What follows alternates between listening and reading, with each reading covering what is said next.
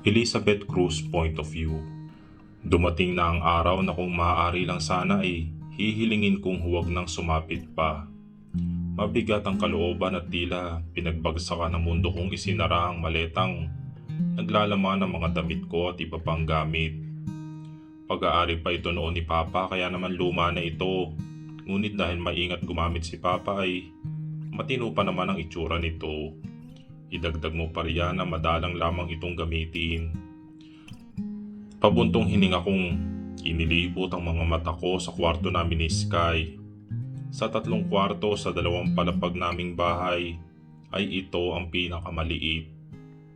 Noong nabubuhay pa ang mga magulang namin ay ito ang bodega. Ang kwartong gamit ni tita at tito ay ang dating kwarto nila mama at papa. Ang kwartong gamit naman ng 3 magkakapatid ay dati naming kwarto ni Sky. Kung tutuusin ang bahay naming magkakapatid ay maihahalin tulad mo sa buhay noon ni Cinderella. Inaapi, inaalipusta, kinakawawa, inaalipin, at sinasamantala ang kabaitan. Pero ano ba ang magagawa namin gayong sila na lang ang nalalabi naming kamag-anak? Ang iba namang kamag-anak namin ay hindi na namin nakikilala pa o sa malayo nakatira. Wala akong ibang mapag-iwanan kay Sky. Ate, kailangan mo ba talagang umalis? Baka pwedeng magsumbong tayo sa pulis dahil iligal ang ginawa nila. Mapait akong napangiti habang tinitingnan ang buong mukha ni Sky. 18 man ay inosente at isang bata pa rin ang turing ko sa bunso kong kapatid. At nakahanda akong gawin ang lahat para sa kanya.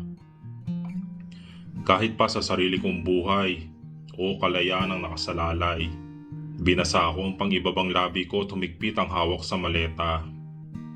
Sky, sa mundo kasi nating ginagalawan ngayon, walang kapangyarihan ng mahirap na kagaya natin at mayayaman lamang ang mananalo sa huli. Madamot ang hustisya sa atin. Mariing umiling si Sky bago humawak sa kamay kong nakahawak sa maleta. Isama mo na lang ako, ate. Magmamakaawa ako sa kanya na gawin akong katulong. Ate, ayoko maiwan dito kasama sila. Naluluha niya ang pakiusap at halos madurog na lang ang puso ko. Hindi pwede. Hindi mo pwedeng makita kung ano ang nakatakdang gawin sa akin ng lalaking yun. Isa pa, natatakot ako na baka ikaw ang kantihin niya. Makakapatay ako kapag nagkataon, Sky. Sagot ko sa kanya sa aking isipan bago pinilit na patigasin ang puso. Hindi pwede, Sky. Ginagawa ko ito para sa atin, okay? Dadalawin kita linggo-linggo at pwede mo rin akong puntahan sa kumpanya. Alam mo naman kung nasaan yun, hindi ba? Mariin kong sabi sa kanya sabay alis ng pagkakahawak niya at hinila na ang maleta palabas. Binitbit ko ang maleta pababa habang nakasunod naman siyang sumisinghot. Umasimasikmura ko na makita ko nakapamewang ang naninigarilyo na si tita.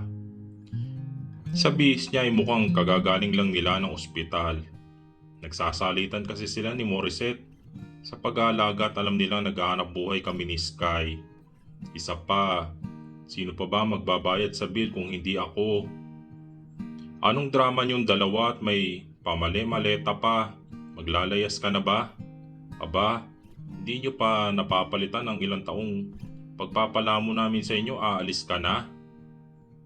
Napahugot ako ng malalim na hininga. Huwag kayong mag-alala at hindi ko kakalimutan ang responsibilidad ko sa bahay. Magpapadala pa rin ako kada sahod at hindi nyo kailangan mangamba. Mukhang hindi niya nagustuhan ang sagot ko dahil ilang sandali pa ay naramdaman ko ang mariing paghawak niya sa baba ko at amoy na amoy ko ang mabahong amoy na sigarilyo. Sumasagot ka na, ha? Nagiging sarkastiko ka na, ha? Aba, dapat lang naman na magbayad kayong dalawa ng utang na loob sa amin. Ngayon, ano ba itong kagagaang ginagawa mo, ha? Bumabalik-balik ka sa taas at walang aalis. Hindi ko alam kung saan ko nakuha ang lakas na sumagot. Siguro marahil ay dahil masama ang loob ko sa ginawa ng asawa niya. Inalis ko ang pagkakahawak niya sa baba ko. Hindi pa po ba nabanggit sa inyo ng tito na pinambayad utang niya ako? Ibinenta sa illegal na paraan kapalit ng malaking pagkakautang niya. Kaya ngayon ay kailangan kong makisama sa taong hindi ko kakilala. Hinihintay ko ang reaksyon niya. Siguro kasi umaasa rin ako na bilang tiyahin at bilang kapwa babae ay magkakaroon siya ng awa at konsensya. Ngunit wala akong nabanag na ganun sa mukha niya. Sa halip ay kinibot lang niya ang bibig at nagkibit balikat. At least nagkasilbi ka pa rin. Siya, galing-galingan mo ha. Siguraduhin mong masusulit ang binayad sa'yo at hindi tayo gagambalain. Huwag kang babalik dito hanggat hindi siya nagsasawa sa'yo. Hindi ako makapaniwala sa mga narinig ko. Napakayum lang ako habang nakatingin sa kanya. Naririnig niyo ho ba ang sarili niyo? Hindi man lang kayo nagalit sa ginawa ng asawa niyo? Ibinenta niya akong parang isang bagay, tita.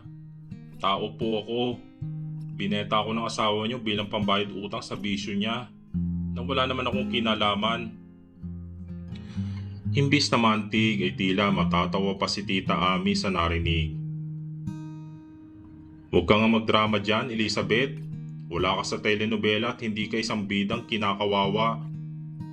Sige na, lumayas ka na sa paningin ko at huwag kang dumagdag sa problema. Ibinuka ko ang bibig ko para muling sumagot pero naunahan ako ni Sky. May konsensya pa po bang natitira sa inyo o talagang ganyan na kayo kasama? Walang pananagutan ng ate ko sa utang ni Tito pero heto siya. Inaako ang responsibilidad na dapat ay ginagawa ni Tito. Tapos imbis na magpasalamat ay natatawa lang kayo. Umakmang sasampal si tita kaya kaagad kong hinarang ang sarili ko. Subukan niyo saktan si Sky at magkakalaman ho tayo, tita. Napatigil ang kamay ni tita bago kong inisihan. Mga wala kayong utang na loob na magkakapatid. Matapos ang lahat ng sakripisyo naming mag-asawa para lang mapalaki at mapag-aral kayo ay ganito ang gagawin nyo? Ano kung ipambabayad utang ka? Maliit na bagay pa yan kung tutuusin. Dumura siya sa lapag bago patabog na umakyat at saka lang bahagyang bumagal ang mabilis na kabog ng puso ko dahil sa pagpipigil at dahil sa labis na sama ng loob. Sky, habang kasama natin sila iwasan mo magsasagot ha. Ayokong masasaktan ka nila. Ayoko marinig isang araw na nasaktan ka nila dahil hindi ko yon mapapalampas. Baling ko sa kapatid ko na nakasimangot at nalilisik ang mga mata. Hinawakan ko siya sa balikat at pilit na nakatingin sa akin. Mangako ka. Sky, iwasan mo makipag-away sa kanila. Oo na, sige na. Pagsuko niya kasabay ng pag-ikot ng mga mata. Hanggang kailan ba tayo magpapasensya at mag-a-adjust para sa kanila, ate? Hinila ko siya palapit sa akin bago niyakap. Hindi ko rin alam, bunso. Hindi ko alam. Binitawan ko siya at muling hinawakan ng maleta ko. Aalis na ako, bunso ha. Magpapakabait ka. Kung namimiss mo ko, tawagan mo lang ako ha. Video call mo ko. Kailan ba nagka-video call ang Nokia, ate ha? Bumili ka na kasi ng bagong phone. Pangasar niya sa akin at sinamahan ako hanggang sa labas. Basta ate, mag-iingat ka doon ha. Kapag may nangyaring hindi maganda, bumalik ka rito. Wala akong pakialam kung sa kalsada na tayo tumira basta magkasama tayo. Napangiti ako sa sinabi niya bago pumara ng tricycle. At matapos ang ilang segundo pang paalaman at yakapan, ay lula na ako na sasakyang maghahatid sa akin sa magiging buhay ko. Godric Villaterra's point of view. How was it? I asked Luke habang nakalatag sa mahabang couch at namimili ng mga gamit na maaaring idagdag sa bahay. Maswerteng may isang lalaking nagbebenta ng tapos ng bahay dahil nagmamigrate na siya sa US at kaagad kong sinunggaban ng oportunidad para sa plano ko. Pambihira, paano kung huli ko nang nalaman na may balak palang ibenta ng tiyuhin niya si Beth? Baka nakapatay na ako kapag nagkataon. God knows I won't hold back. Iisipin ko pa lang na kung may nakabili sa kanyang ibang lalaki, gusto ko na suntukin. Preferably some bastard named Eddie Cruz. Ang walang hiya. Siya at ang may-ari ng walang hiyang negosyong yun. Bagay na sa kanilang ginawa kong pagpapasara. Ang siraulong yon, i-display niya si Beth na parang isang bugaw na hindi naman siya ganoon. Granted that I still hate her. I still want her to suffer. But I want her to suffer in my hands and not anyone else. Ako lang ang may karapatang makakita sa kanya sa ganoong paraan. Ako lang ang dapat na makakita ng katawan niya.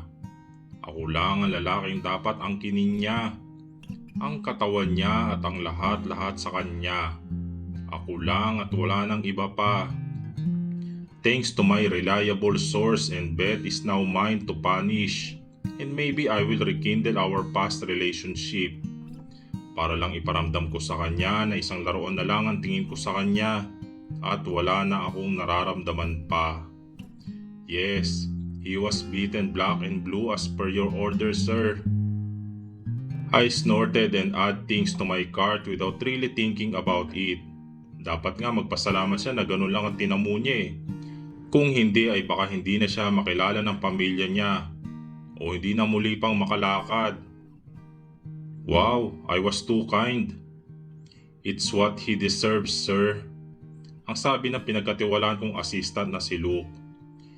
With a total of 50,000, I check out all the things I added using my card. I smirked as I went over the things I bought. Toys that I will need once she's here. Ano pa ba sa tingin mo ang kulang? Contract, sir. Walang pag-aatubili niya sagot at napapitik ako sa hangin. Oo nga, I actually forgot about that Write me one this instant. Gusto ko nakahanda na ang lahat sa pagdating ng aking bagong laruan. Para sa kanyang pagdating ay nagpahanda ako ng masarap na tanghalian. Suot ang gintong maskara ay naupo ko sa gitna at pasensyosong naghihintay. Hanggang kailan niyo balak itago ang mukha niyo, sir? Usisa ni Luke habang siya naghihintay rin sa tabi. Tumikhim ako at sinanay ang sarili sa boses na ginagamit ko kapag nakaharap ko siya. Hanggang magsawa ako o hanggang sa malaman niya ang totoo. Until then, I will have fun making a fool out of her. Nakangisi kong sagot sa kanya at sakto namang tumunog ang doorbell. Now, escort her inside. I clench my jaw and clasp my hand. Why do I feel little nervous just thinking that she's here? But beyond that, I'm more than excited. Hindi na ako makapaghintay na gawin sa kanila ang mga plano ko. Hindi ako makapaghintay na ipatikim sa kanya ang sariling gamot niya na siyang gumawa. Hindi na ako makapaghintay na iparana sa kanya ang impyerno sa piling ko. Beth, I will play with you. First, I will play with your body to my heart's content. And then I will play with your heart and life until you beg for me to stop. Ilang sandali pa'y narinig ko na ang mga yabag na papalapit at lumitaw siya sa aking harapan. Wow, hindi pa rin ako halos makapaniwala sa laki ng pinagbago niya. Tila nga talagang nakakabaliktad ang mga mundo namin. Welcome to our new home, Elizabeth. I greeted her using my nasal voice. Hindi niya ako maaaring mabuking kaagad at matatapos na ang laro. Napakurap siya habang nakatingin sa akin at tila hindi malaman ang gagawin o sasabihin. Have a seat so we can discuss my rules before we eat. I instructed her and pointed at the empty seat across me. She did what I asked and I nodded at Luke. Nilapag niya ang ilang pages ng contract sa harap ni Beth at nakita ko kung papaano kumunot ang noon niya habang nakatingin doon. Our contract is effective until you manage to pay off your debt. Ngayon, mayroon tayong mga task na maaari mong gawin para mabayaran ang utang at mapabilis ito. Hindi naman ako ganun kasama at hindi kita itatali sa tabi ko. Besides, Sigurado namang mananawa ako sa pakikipaglaro sa iyo. Nakangisi kong sabi sa kanya at pinigilang mapatawa nang makita kong paanong malaki ang mga mata niya sa mga task na maaari niyang gawin. You may call me Zeus and I'll call you by your name also. 2 taon ang duration ng kontrata at gaya na sabi ko ay maaari mo namang gawin ang mga side task para mabawasan ang oras. Tumingin siya sa akin at tila ba gustong sabihin na tama ako ng hinala na isa kang manyakol.